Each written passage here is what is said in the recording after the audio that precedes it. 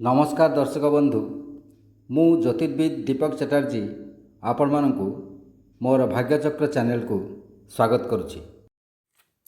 गोटे वर्षर परिसमाप्ति घटी आ गोटे वर्षर आरंभ होगा जाऊँगी।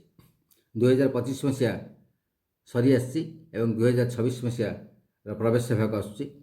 तेरे गोटे नूतन वर्ष जो प्रवेश करे प्रत्येक मन में विभिन्न प्रकार प्रश्न जागृत होता है। किसी आशा, किसी उच्च आशा, किसी अभिलाष, किसी स्वप्न, किसी द्वंद्व, किसी प्रश्न, किसी नेगेटिव, किसी पॉजिटिव, विभिन्न प्रकार चिंताधारा आसता है वर्षटी केमिति भाव कटिब। तेबे जेकोसी राशि बा जेकोसी नक्षत्र व्यक्ति हूँ सारा वर्षटी कहार संपूर्ण शुभ बा संपूर्ण अशुभ न हो पाए। विभिन्न प्रकार शुभाशुभ फलाफल सब रही है सारा वर्ष में। तेबे ये जो 2026 मसीहा आसी अन्य बहु राशि संबंध में फलाफल पूर्व मोर वीडियो गुड़िक अपलोड कराई देखिए।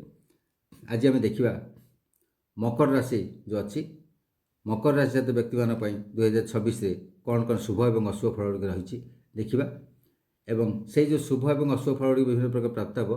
तेज वर्षर क्यों कौन समय शुभ फल गुड़िक प्राप्त हो, क्यों कौन समय अशुभ फल गुड़िक प्राप्त हो से संबंध में दृष्टिपात करवा। तेणु वीडियो को स्किप नक शेष पर्यंत देखा अनुरोध। वर्षर प्रथम अर्धे किसी अशुभप्रद फल आपण शेषार्धटी प्रायतः शुभ फल आप प्राप्त करेंगे। विलास व्यसनमय जीवन यापन कर देखा जाए। शेषार्धे विभिन्न प्रकार समस्या मध्य बाधाविघ्न मध्य प्रतिरोध को काटी आप प्रतिकूलता काटी निश्चिंत भाव आगे जावाक चेष्टा करेंगे। अवश्य गति करने कष्टकर हो पड़े। सत्पथर थिले सत्कार्य संपादन करुले निश्चिंत भाव आप सुफल लाभ करेंगे, नचेत आप विपरीत फल भोग कर विभिन्न दिगु साहाय्य सहयोग परामर्श लाभ करेंगे और उत्साहित हे। कर्तव्य पथरे अग्रगति हेले एवं सचेष्टा कले निश्चित भाव सफल काम हो पारे। कार्यसिद्धि हेब, आत्मविश्वास मध्य वृद्धि हेब। मन में नूतन योजना सब कार्यकारी करेंगे एवं विभिन्न प्रकार उच्चस्तरीय व्यक्ति सहित सफल व्यक्ति सहित आप सानिध्य लाभ सानिध्य आसवे एवं बहुत सुख भोग करेंगे, आनंद भोग करेंगे। गृह कर्ममुखरता वृद्धि पाइब। समस्त को आदर अभ्यर्थना कर व्यस्त रे। अजथार अपनिंदा पाइबार जोग रही। निज हिसाब से जगि रखी चलतु, नचेत असुविधार विपद पड़ पारती। देह और मनर स्वास्थ्य प्रायतः भल पारिवारिक समस्या किसी देखा दे पारे, किसी द्वंद्व उत्पन्न हो पाए, किसी आईनगत कार्यानुष्ठान हो पाए। से आप सजग रुहतु, सतर्क रुहतु। आपण प्राधान्यतार पुनः संप्रसारण हो पाए। शुभ संवाद लाभ करेंगे। दूर रोकवा कौन हितैषी बंधुंकर शुभ संवाद आप आप्लुत हे। अन्य को आप सहायता करेंगे। पारिवारिक शक्ति आपणकर जो परिवार शक्ति वृद्धि हेब एवं प्रतीक्षा जनित व्याकुलतार अवसान घटिब। आय दिगटी स्वच्छलता हेब, आय बढ़, संचय वृद्धि हेब।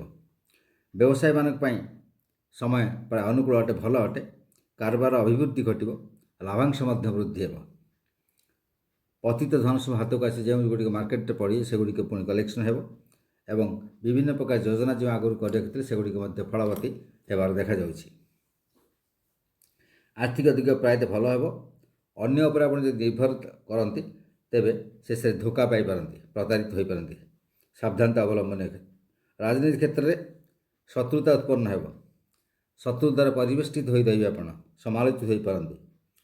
कृषिजीवी मैंने जंजाल मध्य अतिष्ठ हो पड़े। गृहिणी मैंने जो अच्छा से पारिवारिक समस्या मध्य गति करी प्रति मुहूर्त मानसिक उद्वेग और पीड़ार शिकार हो पारती। हिसाब से चली धैर्य रक्षा कले एवं सत् मार्ग चलिए, आध्यात्मिक मार्ग चलिए निश्चिंत भाव उन्नति एवं मानसिक शांति लाभ हेब। आशा आशंका दूर हेब। निश्चिंत भाव आप मानसिक शांति लाभ करेंगे। शिक्षार्थी मैंने जो अच्छा से शिक्षा क्षेत्र में अग्रगति करेंगे। मात्र जो मैंने अच्छा इंजीनियरिंग क्षेत्र में जो मैंने रोच टेक्निकाल क्षेत्र में अच्छा विभिन्न प्रकार वैषयिक क्षेत्र अच्छा असुविधा हो पाए। आशानुरूप फल प्राप्त न हो पाए। चेष्टा जारी रखु, निश्चित भाव सफल प्राप्त हो। तेबे एबे आसुन देखि नेबा ଯେ ଶୁଭ ଫଳ ଗୁଡ଼ିକ କହିଲା ସେଗୁଡ଼ିକ ବର୍ଷର କେଉଁ କେଉଁ ସମୟରେ ପ୍ରାପ୍ତ ହେବ ଏବଂ ଅଶୁଭ ଫଳ ଗୁଡ଼ିକ ଯେଉଁ କହିଲା ଅଶୁଭ ଫଳମାନ ଯେଉଁ ରହିଛି ସେଗୁଡ଼ିକ ବର୍ଷରେ କେଉଁ କେଉଁ ସମୟରେ ପ୍ରାପ୍ତ ହେବ। ତା'ମାନେ କେଉଁ କେଉଁ ସମୟରେ ପ୍ରାୟତଃ ଭଲ ସମୟ ରହୁଛି ବର୍ଷରେ ଏବଂ କେଉଁ କେଉଁ ସମୟରେ ଖରାପ ସମୟ ରହୁଛି ଏ ବର୍ଷରେ ସେଗୁଡ଼ିକ ମଧ୍ୟ ଆମେ ଦୃଷ୍ଟିପାତ କରିବା। ଶୁଭ ସମୟ ଗୁଡ଼ିକ ରହୁଛି ମାର୍ଚ୍ଚ 15ରୁ ଏପ୍ରିଲ 13, ଜୁନ୍ 15ରୁ ଜୁଲାଇ 16, ଅକ୍ଟୋବର 17ରୁ ଡିସେମ୍ବର 15 ଏବଂ ଅଶୁଭ ସମୟ ରହିଛି ବର୍ଷ ଆରମ୍ଭ ଜାନୁଆରୀ 1 ତାରିଖରୁ 13 ତାରିଖ ଯାଏଁ ଏବଂ ଏପ୍ରିଲ 14ରୁ ମେ 15, ଅଗଷ୍ଟ 16ରୁ ସେପ୍ଟେମ୍ବର 16 ଯାଏଁ ଅଶୁଭ ସମୟ ସବୁ ରହୁଛି। ଏଇଭଳି ଭାବରେ ଶୁଭ ସମୟ ଏବଂ ଅଶୁଭ ସମୟ ଗୁଡ଼ିକ ବର୍ଷରେ କେଉଁ ସମୟ ପ୍ରାପ୍ତ ହେବ ସେଗୁଡ଼ିକ ସମ୍ବନ୍ଧରେ ସୂଚିତ କଲି। ନମସ୍କାର।